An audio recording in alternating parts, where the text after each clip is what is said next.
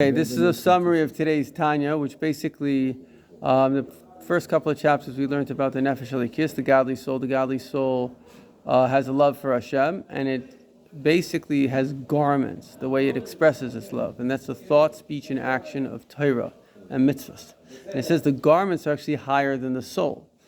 And the animal soul has the same thing. The animal soul, particularly of a yid, comes from klippas noiga, so it has good and bad. We have compassion, but we also have selfishness. We can also get angry. Maybe you, not me, but whatever. So we then the thing is that the garments of the animal soul also, interestingly, can be one of two things. It either can be, which is a neutral thing, food. It's kosher food, so it's not good, it's not bad. I'm eating, so it's no different than the animal soul itself. But then you can have something that's worse than the animal soul. So this makes the animal soul descend. And that is an avera. So you're eating something that's not kosher. So that energy of the thing that's not kosher is the three klippas atmeis. So if a person eats it, basically they descend, they lower themselves. And that's why the Torah always speaks about kedusha, holiness. Because God made a world. He said clearly, I made good and evil. Life and death, choose good. Because there's literally these two things. One is a source of life. Hashem, it's eternal, and the other is a source of death. It's klippa, it's destructive, it's negative, and one day it's just going to disappear when Mashiach comes. So it attracts us through, the cheeseburger looks good or something. But if a person actually does it because it goes against the will of Hashem, they've lowered their soul, and then that will have to come out, whether it's in tshuva or whether it's in Gehenim or something. Somehow that stain will have to come out.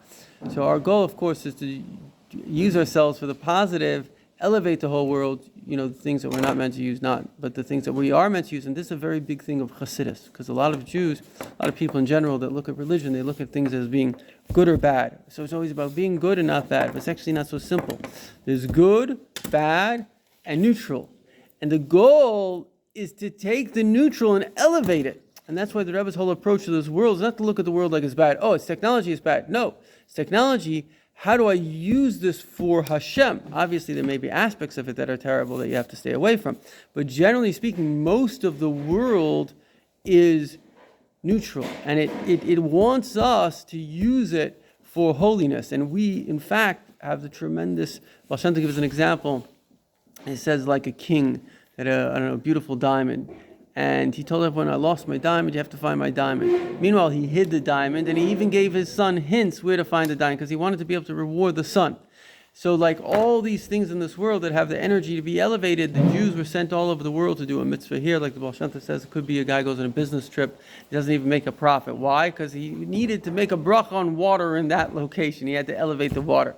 And the Rebbe says that now, right before Mashiach, we've gone to the whole world. We've elevated everything. So now we're just waiting for, or it's already beginning, all these sparks of holiness to give us the blessings and the light of Hashem. L'chaim v'levracha.